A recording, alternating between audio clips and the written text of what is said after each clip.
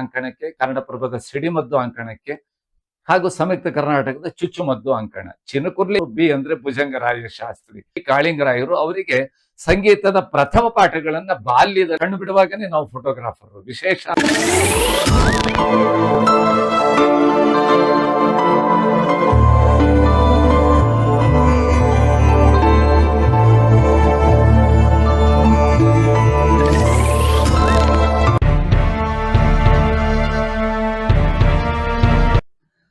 ಹೇಳ್ಬೇಕು ಅಂತ ಹೇಳಿದ್ರೆ, ನಮ್ಮ ತಾಯಿಯ 5 ಮಕ್ಕಳಲ್ಲಿ ನಾನು ಮಧ್ಯದವನು. ನಾನು ನಾಡಿನಲ್ಲಿ 5 ರೀತಿಯಿಂದ ಗುರುತಿಸ್ಕೊಂಡಿದ್ದೇನೆ.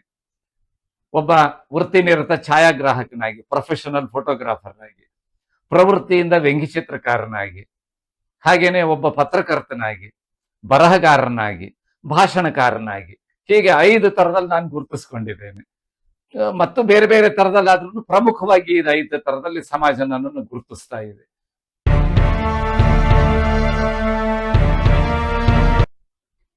ಹಾಗೆ ನೋಡ್ಬೇಕಂದ್ರೆ 5 ರೀತಿಯಿಂದ ನನಗೆ ಪುರಸ್ಕಾರ ಪ್ರಶಸ್ತಿಗಳು ಬಂದಿರೋದು ಸಹ, ನನ್ನ ಕಾರ್ಯವನ್ನ ಮೆಚ್ಚಿ ಅಥವಾ ನನ್ನ ಕೊಡುಗೆಯನ್ನ ಗಮನಿಸಿ ವ್ಯವಸ್ಥೆಗಳು ನನಗೆ ಕೊಟ್ಟಿರೋದ್ರಲ್ಲಿ ಪ್ರಮುಖವಾಗಿ 5 ಗುರುತಿಸ್ಬೇಕು ಅಂತ ಹೇಳಿದ್ರೆ, 2017ರಲ್ಲಿ ಕರ್ನಾಟಕ ರಾಜ್ಯೋತ್ಸವ ಪ್ರಶಸ್ತಿಯನ್ನು ನಮ್ಮ ರಾಜ್ಯ ಸರ್ಕಾರ ನನಗೆ ಕೊಡ್ತು.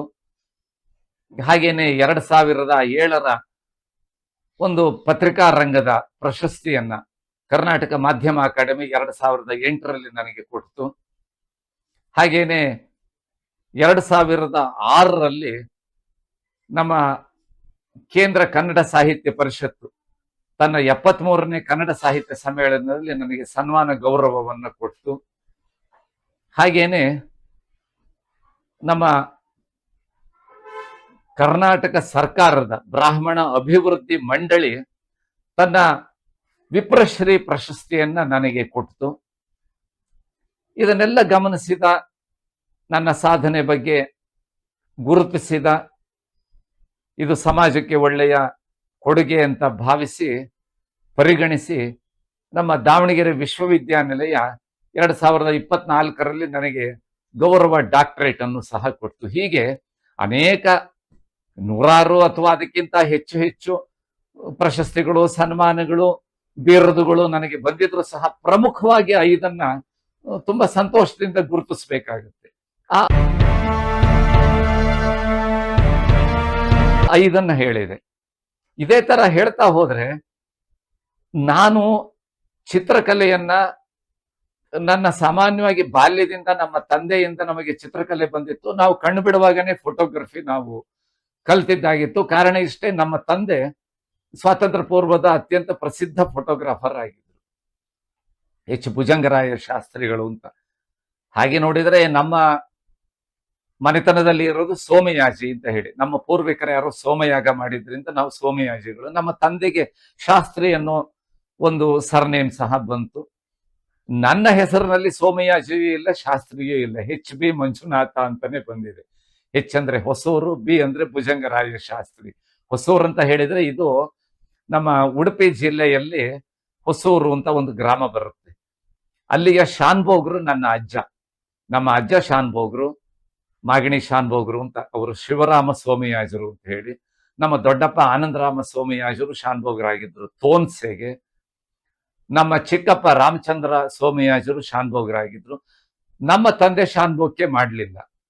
ಅವರು ಚಿತ್ರಕಲೆ, ಹಾಗೇನೆ ಸಂಗೀತ, ಹಾರ್ಮೋನಿಯಂ ತಯಾರಿಕೆ, ಇದನ್ನೆಲ್ಲ ಅವರು ಬಾಲ್ಯದಲ್ಲೇ ಕಲ್ತ್ಕೊಂಡು ತನ್ನ ಬದುಕನ್ನು ಕಟ್ಟಿಕೊಳ್ಳೋದಕ್ಕೆ ಅವರು ದಕ್ಷಿಣ ಕನ್ನಡದಿಂದ ಘಟ್ಟ ಏರಿ ಬಂದು ದಾವಣಗೆರೆಗೆ ಬಂದು ನೆಲೆಸಿದರು. ಅವರು ನಾವೆಲ್ಲ ಹುಟ್ಟಿ ಬೆಳೆದಿದ್ದ ದಾವಣಗೆರೆ ಆದರೂ ಮೂಲ ನಮ್ಮದು ದಕ್ಷಿಣ ಕನ್ನಡ, ಉಡುಪಿ ಜಿಲ್ಲೆಯ ಬ್ರಹ್ಮಾವರದ ಹತ್ರ ಇರುವ ಸೂರಾಲು ಅಂತ ಹೇಳಿ. ಅದು ಬಹಳ ಜನರಿಗೆ ಗೊತ್ತಿದೆ. ಸೂರಾಲು ಅನ್ನೋದು ಬಹಳ ಪ್ರಸಿದ್ಧವಾದ 600-800 ವರ್ಷಗಳ ಹಳೆಯದಾದ ಮಣ್ಣಿನ ಅರಮನೆ ಈಗಲೂ ಸೂರಾಲಲ್ಲಿದೆ. ಅಲ್ಲಿ ಪ್ರಸಿದ್ಧವಾದ ಶ್ರೀ ಮಹಾಲಿಂಗೇಶ್ವರ ದೇವಸ್ಥಾನ ಇದೆ. ಆ ಸೂರಾಲಿನಿಂದ ಹತ್ತಿರದಲ್ಲೇ ಇರುವ ಕಡಂಗೋಡು ನಮ್ಮ ಅಜ್ಜನವರು, ನಮ್ಮ ತಂದೆ ಹುಟ್ಟಿ ಬೆಳೆದ ಜಾಗ, ನಮ್ಮ ಅಜ್ಜನವರು ಇದ್ದ ಪ್ರದೇಶ. ಅವರು ಅಲ್ಲಿ ಇದ್ದು ಹೊಸೂರು ಶಾನ್ಭೋಗ್ರು, ಮಾಗಣಿ ಶಾನ್ಭೋಗ್ರು ಅಂತ ಹೇಳಿ ಬಹಳ ಪ್ರಸಿದ್ಧವಾದ ಮತ್ತು ಬಹಳ ಪ್ರಾಮಾಣಿಕ, ಬಹಳ ಸಾತ್ವಿಕ ಶಾನ್ಭೋಗ್ರಾಗಿ ಇದ್ದವರು. ಅವರಿಗೆ ಸೂರಾಲು ಅರಮನೆಯಿಂದ ಪಲ್ಲಕ್ಕಿ ಗೌರವ ಬರ್ತಾ ಇತ್ತು ನಮ್ಮ ಅಜ್ಜನವರಿಗೆ ಅಂತ ಕೇಳಿದ್ದೇವೆ ನಾವು. ಅದನ್ನ ಅವರನ್ನ ಕರ್ಕೊಂಡು ಹೋಗ್ಲಿಕ್ಕೆ ಅಲ್ಲಿಯ ಮಹಾಲಿಂಗೇಶ್ವರ ದೇವಸ್ಥಾನದ ರಥೋತ್ಸವ ಆಗುವಾಗ ಶಾನುಭೋಗರ ಮರ್ಯಾದೆ ಅಂತ ಹೇಳಿ ಅರಮನೆಯಿಂದ ಪಲ್ಲಕ್ಕಿ ಕಳಿಸೋದಾಗ್ಲಿ, ಇವರಿಗೆ ಜೋಡು ಪಂಚೆಗಳ ಮುಂಡಾಸನ್ನ ಕೊಡೋದಾಗ್ಲಿ ಬಹಳ ಗೌರವ. ಮತ್ತು ಆ ಅರಸರು, ಜೈನ ಅರಸರು, ಅವರಿಗೆ ತೌಳವ ಅರಸರು, ತುಳು ಅರಸರು ಅಂತ ಕರಿತಾ ಇದ್ರು. ಅವರು ನ್ಯಾಯ ತೀರ್ಮಾನವನ್ನ ಮಾಡುವಾಗ ಅಲ್ಲಿ ಕಲ್ಲು ಕಂಬ ಅಂತ ಇತ್ತು, ಅರಸರ ಕಂಬ ಮತ್ತು ಶಾನುಭೋಗರ ಕಂಬ ಅಂತ ಹೇಳಿ ನ್ಯಾಯ ತೀರ್ಮಾನವನ್ನು ನಮ್ಮ ಅಜ್ಜನವರು ಕೂತು ಮಾಡ್ತಾ ಇದ್ರಂತೆ. ಇದೆಲ್ಲ ನಾವು ತುಂಬಾ ಹೆಮ್ಮೆಯಿಂದ ಹೇಳ್ಕೊಳ್ಬಹುದು. ನಮ್ಮ ತಂದೆ ಹಾರ್ಮೋನಿಯಂ ತಯಾರಿಕೆಯನ್ನ ಶುರು ಮಾಡಿದವರು, ಆಮೇಲೆ ಫೋಟೋಗ್ರಫಿಯನ್ನ ಕಲಿತು, ಚಿತ್ರಕಲೆ ಅವರಿಗೆ ಮುಂಚಿನಿಂದ ಇತ್ತು. ಅದೇ ಸೂರಾಲ ಅರಮನೆ ಒಳಗೇನೆ ಅವರು ಸಂಗೀತ ಕಲ್ತಿದ್ರು, ಪದ್ಮನಾಭಯ್ಯ ಅನ್ನೋರಿಂದ ಚಿತ್ರಕಲೆಯನ್ನ ಕಲ್ತಿದ್ರು. ಹಾಗೆ ನೋಡಿದ್ರೆ ಬಹಳ ವಿಶೇಷ ಅಂತಂದ್ರೆ, ಬಾಲ್ಯದಲ್ಲಿ ನಮ್ಮ ತಂದೆ ಸೂರಾಲ ಅರಮನೆಯಲ್ಲಿ ಮತ್ತು ಬೇರೆ ಬೇರೆ ಸಂಗೀತಜ್ಞರಿಂದ ಕಲಿತ ಸಂಗೀತದ ಪ್ರಥಮ ಪಾಠಗಳನ್ನ ತನ್ನ ಬಾಲ್ಯ ಸ್ನೇಹಿತನಾಗಿ, ತನಗಿಂತ ವಯಸ್ಸಿನಲ್ಲಿ ಚಿಕ್ಕವರಾಗಿದ್ದ ಬಾಲ್ಯ ಸ್ನೇಹಿತರಿಗೆ ಹೇಳಿಕೊಟ್ರು. ಇವರಿಂದ ಸಂಗೀತದ ಪ್ರಥಮ ಪಾಠ ಕಲಿತ ಆ ಬಾಲ್ಯ ಸ್ನೇಹಿತರು ಮುಂದೆ ದೊಡ್ಡ ನಮ್ಮ ನಾಡಿನ ಪ್ರಸಿದ್ಧ ಗಾಯಕರಾದರು. ಹಾಗೆ ನೋಡ್ತಾ ಹೋದ್ರೆ ಈ ಭಾವಗೀತೆಗಳನ್ನ ಹಾಡಬಹುದು ಅಂತ ಹೇಳಿ ಜನಪ್ರಿಯಗೊಳಿಸಿದವರೇ ಅವರು ಕೀರ್ತಿಶೇಷರಾದ ಸುಪ್ರಸಿದ್ಧ ಗಾಯಕ ಪಿ ಕಾಳಿಂಗರಾಯರು. ಅವರಿಗೆ ಸಂಗೀತದ ಪ್ರಥಮ ಪಾಠಗಳನ್ನ ಬಾಲ್ಯದಲ್ಲಿ ಅವರ ಬಾಲ್ಯ ಸ್ನೇಹಿತನಾದ ನಮ್ಮ ತಂದೆನೇ ಹೇಳಿಕೊಟ್ಟಿದ್ದು ಅನ್ನೋದು ಸಹ ಕಾಳಿಂಗರಾಯರೇ ಒಮ್ಮೆ ನಮ್ಮಲ್ಲಿ ಬಂದಾಗ, ನಮ್ಮ ತಂದೆಯವರನ್ನ ಮಾತಾಡ್ಸೋದಕ್ಕೆ ಬಂದಾಗ ಅವರವರು ಮಾತಾಡ್ತಾ ಇರುವಾಗ ಹಂಚಿಕೊಂಡ ವಿಚಾರಗಳಿಂದ ನಮಗೆ ಗೊತ್ತಾಗ್ತಾ ಇದೆ. ಅದು ಕೆಲವು ಪುಸ್ತಕಗಳಲ್ಲೂ ಅದು ದಾಖಲಾಗಿದೆ. ನಮ್ಮ ತಂದೆ ದಾವಣಗೆರೆಗೆ ಬರೋದಕ್ಕೆ ಕಾರಣ ಏನು ಅಂತ ಹೇಳಿದ್ರೆ, ಇಲ್ಲಿ ನಮ್ಮ ದಾವಣಗೆರೆಯಿಂದ 14 ಕಿಲೋಮೀಟರ್ ಆಚೆಗಿರುವ ಹರಿಹರದಲ್ಲಿ ತುಂಗಭದ್ರಾ ನದಿ, ಅದು ಮುಂಬೈ ಕರ್ನಾಟಕ ಮತ್ತು ಹಳೆ ಮೈಸೂರಿಗೆ ಅದು ಒಂದು ರೀತಿಯ ಗಡಿ ಆಗಿತ್ತು. ಅಲ್ಲಿ ಬ್ರಿಟಿಷ್ ಸೈನ್ಯ ಇತ್ತು. ಆ ಸೈನ್ಯಕ್ಕೂ ಕಾಂಟ್ರಾಕ್ಟ್ ಮೇಲೆ ಫೋಟೋ ತೆಗಿಲಿಕ್ಕೆ ನಮ್ಮ ತಂದೆ ಬಂದಾಗ ಅವರಿಗೆ ಬಹುಶಃ 1928ನೇ ಇಸ್ವಿ ಹಾಗೇನೆ ಅವರಿಗೆ ದಾವಣಗೆರೆ ಪರಿಚಯ ಆಯಿತು. ಆಗ ಇದು ಚಿತ್ರದುರ್ಗ ಜಿಲ್ಲೆ ಒಳಗಿತ್ತು. ದಾವಣಗೆರೆ ಆಗ್ಲಿ, ಚಿತ್ರದುರ್ಗ ಜಿಲ್ಲೆಯಲ್ಲಾಗ್ಲಿ ಆಗ ವಿದ್ಯುತ್ ಶಕ್ತಿಯೂ ಇಲ್ಲದೆ ಇರೋ ಕಾಲ, ಫೋಟೋಗ್ರಫಿ ಮಾಡೋರು ಇರಲಿಲ್ಲ. ಆ ಕಾಲದಲ್ಲಿ ನಮ್ಮ ತಂದೆ ಮೊಟ್ಟ ಮೊದಲನೆಯ ಚಿತ್ರದುರ್ಗ ಜಿಲ್ಲೆಗೆ ಮೊದಲನೆಯ ಫೋಟೋ ಸ್ಟುಡಿಯೋವನ್ನು ಸ್ಥಾಪನೆ ಮಾಡಿದ್ರು. ಚೆನ್ನಾಗಿ ನಡ್ಕೊಂಡು ಬರ್ತಾ ಇತ್ತು. ಹಾಗಾಗಿ ನಾವೆಲ್ಲ ಕಣ್ಣು ಬಿಡುವಾಗನೇ ನಾವು ಫೋಟೋಗ್ರಾಫರ್. ವಿಶೇಷ ಅಂದ್ರೆ ನಮ್ಮ ತಾಯಿಯ ನಾವು 5 ಜನ ಮಕ್ಕಳು ಸಹ ಈ ಫೋಟೋಗ್ರಫಿಯನ್ನು ಬಾಲ್ಯದಿಂದ ಮಾಡಿದವರೇ ಆಗಿದ್ದೇವೆ. ನನ್ನ ಅಣ್ಣನವರಾದ ಎಚ್ ಆನಂದರಾಮ ಶಾಸ್ತ್ರಿಗಳು ಸಿಂಡಿಕೇಟ್ ಬ್ಯಾಂಕಿನಲ್ಲಿ ಅವರು ಒಳ್ಳೆಯ ಹುದ್ದೆಯಲ್ಲಿದ್ದು ಮತ್ತೆ ಸ್ವಯಂ ನಿವೃತ್ತಿಯನ್ನು ತಗೊಂಡ್ರು. ಒಳ್ಳೆಯ ಅಂಕಣ ಬರಹಗಾರರು, ಸಾಹಿತಿಗಳು, ಕವಿ, ಒಳ್ಳೆಯ ಭಾಷಣಕಾರರು, ಎಲ್ಲ ಸಾಹಿತ್ಯ ಮತ್ತು ಅದಕ್ಕೆ ಸಂಬಂಧಿಸಿದ ಎಲ್ಲ ವಿಭಾಗಗಳಲ್ಲೂ ಉತ್ತಮವಾದ ಕೆಲಸವನ್ನ ಮಾಡಿದ್ದಾರೆ. ಅವರಿಂದನೇ ನನಗೆ ಈ ಭಾಷಣ ಕಲೆ, ಬರವಣಿಗೆ ಅನ್ನೋದು ಗೊತ್ತಾಗಿದ್ದು, ನಾನು ಮುಂದುವರಿಸಿದ್ದು. ನಂತರದಲ್ಲಿ ನನ್ನ ಒಬ್ರು ದೊಡ್ಡ ತಂಗಿ ಸರಸ್ವತಿ ಕಾರಂತ್ ಅಂತ, ಈಗ ಇಲ್ಲ. ಅವರು ಒಳ್ಳೆಯ ವಾಗ್ಮಿ, ಅತ್ಯಂತ ಚೆನ್ನಾಗಿ ಅವರು ಭಾಷಣಗಳನ್ನ, ಚರ್ಚಾ ಸ್ಪರ್ಧೆಗಳಲ್ಲಿ ಭಾಗವಹಿಸ್ತಾ ಇದ್ರು. ಒಳ್ಳೆಯ ಸಂಘಟಕಿ. ಅವರು ಆ ಕಾಲದಲ್ಲೇನೆ, ಬಹಳ ದಶಕಗಳ ಹಿಂದೆನೆ ಅವರು ತನ್ನ ಕಾಲೇಜು ವಿದ್ಯಾಭ್ಯಾಸ ಆಗುವಾಗನೇನೆ ಹವ್ಯಾಸಿ ರಂಗಭೂಮಿಯ ಉತ್ತಮ ಅಭಿನೇತ್ರಿಯಾಗಿ ರಾಜ್ಯ ಮಟ್ಟದ ಅನೇಕ ಬಹುಮಾನಗಳನ್ನು ತಗೊಂಡವರಾಗಿದ್ರು, ಸರಸ್ವತಿ ಕಾರಂತ್ ಅಂತ ಹೇಳಿ. ಅವರು ಈಗ ಇಲ್ಲ. ನಂತರದಲ್ಲಿ ನನ್ನ ಇನ್ನೊಬ್ರು ತಂಗಿ ಸುಲೋಚನಾ ವೇಣುಗೋಪಾಲ್ ಅಂತ, ಈಗ ಉಡುಪಿನಲ್ಲಿ ಇರ್ತಾರೆ. ಅವರು ಅತ್ಯುತ್ತಮವಾದ, ಬಹಳ ಪ್ರಸಿದ್ಧವಾದ ಚಿತ್ರಕಲಾವಿದೆ. ಅದರಲ್ಲೂ ಈ ಚಿತ್ರಕಲೆಯ ಎಲ್ಲ ಲಲಿತ ಕಲೆಯ ಚಿತ್ರಕಲೆ ಒಳಗೆ ತುಂಬಾ ಅವರು ಸಾಧನೆಯನ್ನ ಮಾಡಿದವರಾಗಿದ್ದಾರೆ.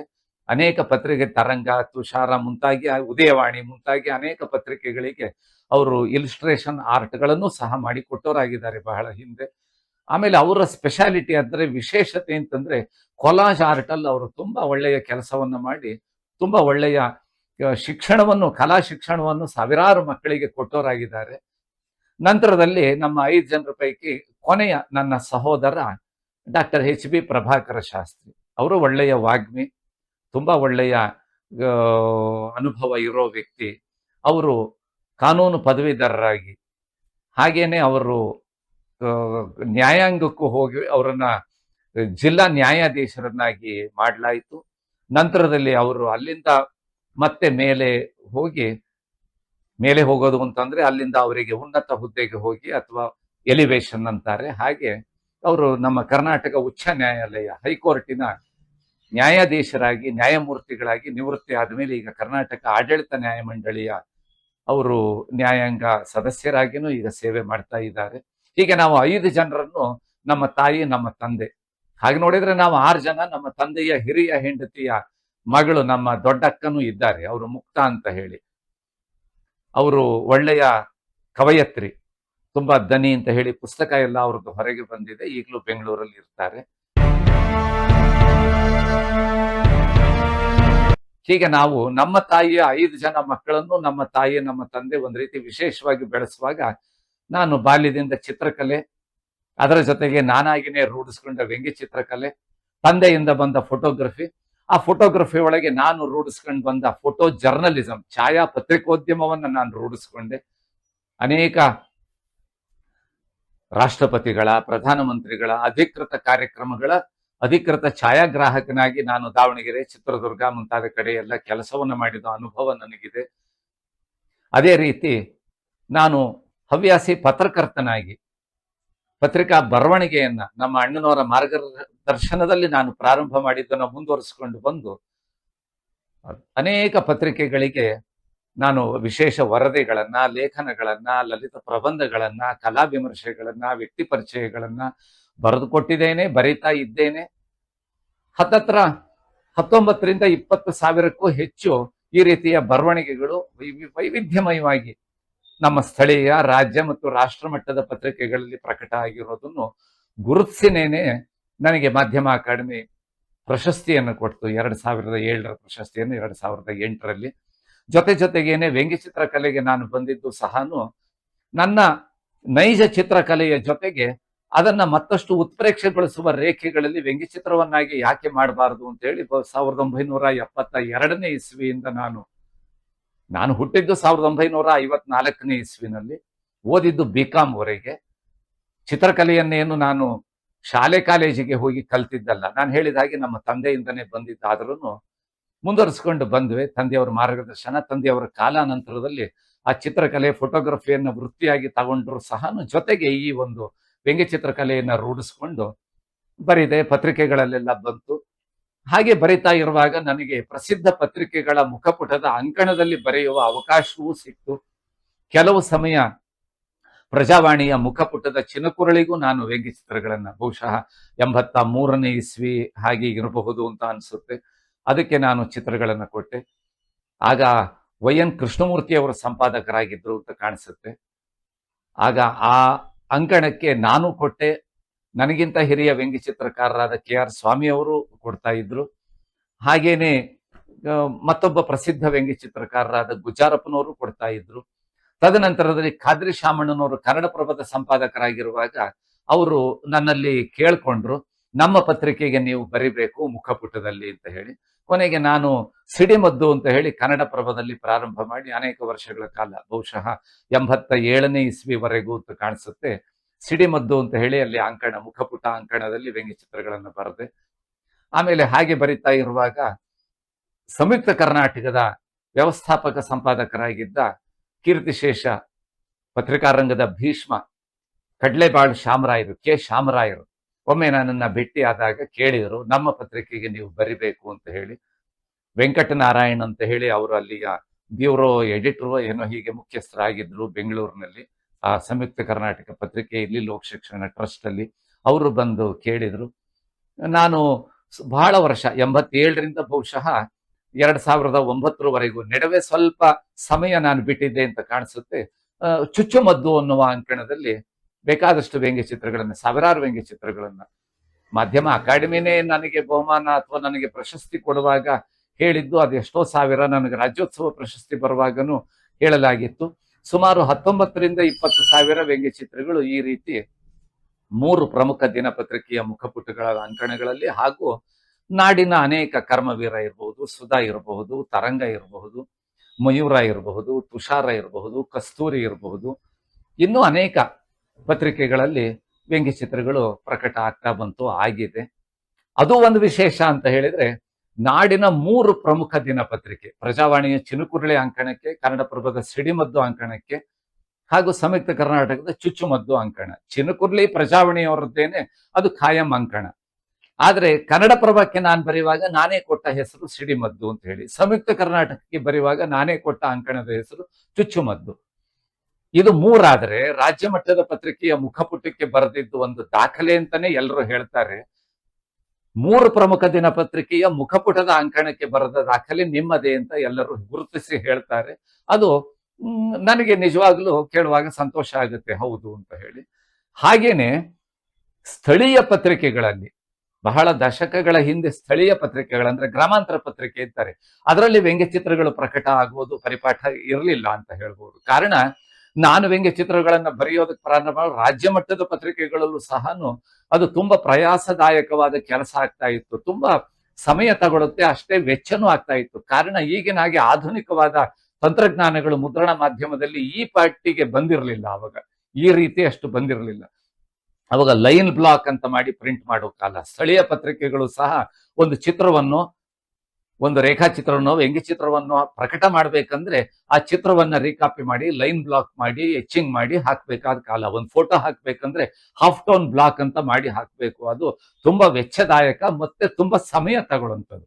ಆ ಕಾಲದಲ್ಲಿ ಸ್ಥಳೀಯ ಪತ್ರಿಕೆಗಳಲ್ಲಿ ವ್ಯಂಗ್ಯಚಿತ್ರಗಳು ಬರಬೇಕು ಅಂತ ಆ ಸಂಪಾದಕರುಗಳು ಕೇಳ್ಕೊಂಡ್ರು, ಒಂದು ಹೊಸ ಆಯಾಮ ನಾವು ಸೃಷ್ಟಿ ಮಾಡೋಣ ಅಂತ. ಹಾಗಾಗಿ ನಾನು ದಾವಣಗೆರೆಯವನಾಗಿದ್ದರಿಂದ ನಮ್ಮ ದಾವಣಗೆರೆಯಲ್ಲಿ 72ನೇ ಇಸ್ವಿನಲ್ಲಿ ಪ್ರಾರಂಭ ಆದ 2 ಪ್ರಮುಖ ಸ್ಥಳೀಯ ದಿನಪತ್ರಿಕೆಗಳು, ಒಂದು ಜನತಾವಾಣಿ ಅಂತ, ಒಂದು ನಗರವಾಣಿ ಅಂತ, ಈಗಲೂ ಅದು ತುಂಬಾ ಪ್ರಸಿದ್ಧವಾಗಿ ನಡೀತಾ ಇದ್ದಾವೆ.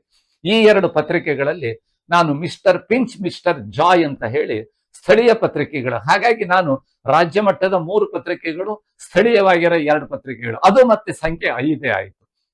ಒಬ್ಬ ಪತ್ರಿಕಾ ಬರಹಗಾರನಾಗಿ ಈಗ ನಾನು ರಾಜ್ಯ ಸರ್ಕಾರದ ಮಾನ್ಯತೆ ಇರುವ, ವಾರ್ತಾ ಇಲಾಖೆಯ ಮಾನ್ಯತೆ ಇರುವ ಒಬ್ಬ ಫ್ರೀಲಾನ್ಸ್ ಜರ್ನಲಿಸ್ಟ್ ಸಹ, ಪತ್ರಕರ್ತನೂ ಸಹ ನಾನು ಆಗಿದ್ದೇನೆ.